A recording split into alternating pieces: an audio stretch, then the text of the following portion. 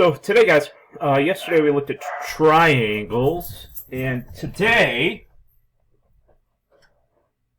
we are going to look at quadrilaterals and trying to show whether or not quadrilaterals are specific shapes. And there's going to be 5 primary shapes that we're going to look at. So first one is squares, and the way we're going to show that is by looking at the slopes and seeing if they're negative reciprocals of each other. And if the side lengths are the same. If it's rectangles, I know that the sides are perpendicular, so that means they do have negative reciprocals of each other. And I also know that sides may not always be the same length. So when I look at a parallelogram, I know that opposite sides will have the same slope, but the sides are not all the same length.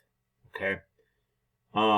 And opposite side in rhombuses, opposite sides have the same slopes, and the sides are the same length. And with a trapezoid, one of the things you're going to notice is that only one side has the same slope. So we're going to look at 4 examples, and then I'm going to have you guys try a couple, and kind of like what we've been doing. So looking at this shape right here, I plotted the point A, B, C, and D. Hopefully you guys can do the same for me. I'm going to kind of skip ahead a second here and just kind of look at, this is what we're going to try to find.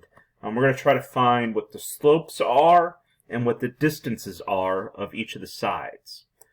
So, like we're going to look at AB, all right? And if it's helpful for you guys just to make little slope triangles, kind of like this.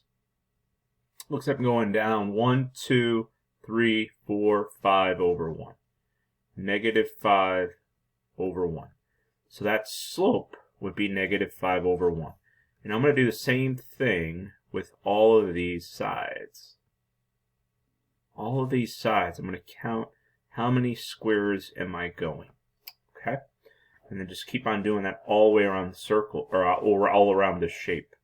And the slopes that I get are the following. So I get negative 5 over 1. That's the first slope that I have for AB. When I look at BC, this one, I am going up 2 over 10. When I'm going from C to D, I'm going over 1, down 5. And then for A to D, I'm going up 2 over 5. So that's 2/5. Now, the next thing that we got to find is what the distance is between these. And the cool thing about this is I can use a distance formula. But remember, we made like a slope triangle right here. And remember how we used that to kind of help work with the Pythagorean theorem. So I got 5 and 1. So what I'm doing is I'm squaring negative 5 and just adding 1 to find out what that length is, which turns out to be the square root of 26. So like with the BC, I can do 2 and 10. For CD, I can do negative 5 and 1. And AD, I can do 2 and 10. And when I find out what those distances are, I get the 206, I get square root of 104, I got the square root of 26, I got the square root of 104. So my 5 choices, once again, guys, is it could be a square, a rectangle, a parallelogram, a rhombus. So we got to kind of check through this and see what did we show. Okay? Well, I know that not all the sides are the same length, but I do know that the sides are perpendicular to each other because these slopes are negative reciprocals, those slopes are negative reciprocals, so on and so forth, like those are. All 4 sides are. So what I can say is that this is going to be a rectangle because all sides are perpendicular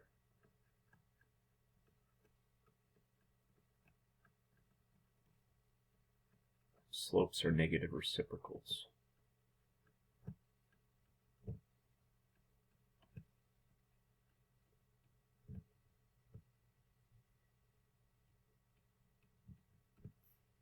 And not the same length.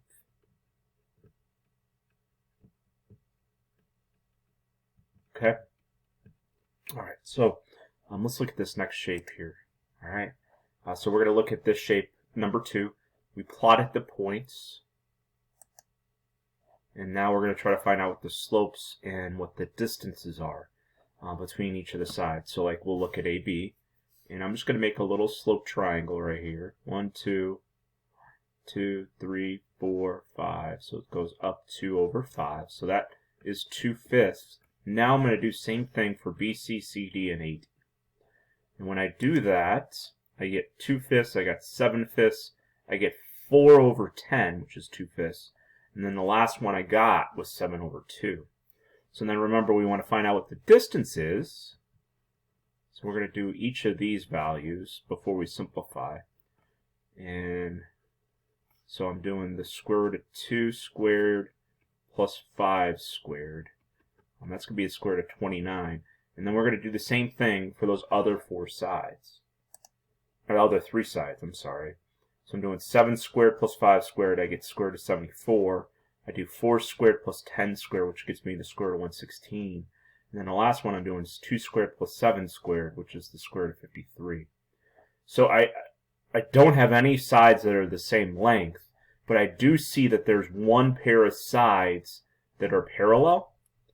And what you'll see me do is, we'll do this over the course of time, like you'll see little side triangles on that. That tells me that they're parallel. Because I only have one pair of sides that are parallel, then I could say it's a trapezoid. Only one pair of sides are parallel. Alright, that's why it's a trapezoid. Alright, so let's just look at one more, and then I'll have you guys try the next 3, okay? So we're going to look at this shape. I plotted the points A, B, C, D. We're going to find the slope, and then we're going to find the distance of each of the shapes. So we're going to look at AB. 1, 2, 3, 4, 5, 6, 7, 8. 1, 2, 3, 4. So I do know it's going to be negative 4 over 8, which is going to turn out to be negative 1/2. And then we're going to square the negative 4, and then square the 8. So that's 16 plus 64. That's going to be square root of 80. So we're going to do the same thing with those other sides. Okay. So I got negative 4 over 8. I got 8 over 4. And then I got 2 over 1, negative 1/2. And remember, we did 8 squared plus 4 squared, which got us the square root of 80. And we're just going to repeat that for those other sides. We're going to be doing negative 4 over 8, 8 over 4, and negative 4 over 8. And when I do that, you should see that all of them are exactly the same. So this one's not that bad. We'll say that this is a square. And the reason why we could say that is all sides are same length.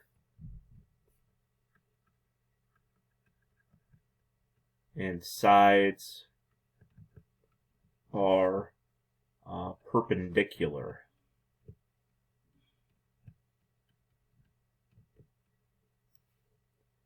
You can say that that's because slopes are negative reciprocals.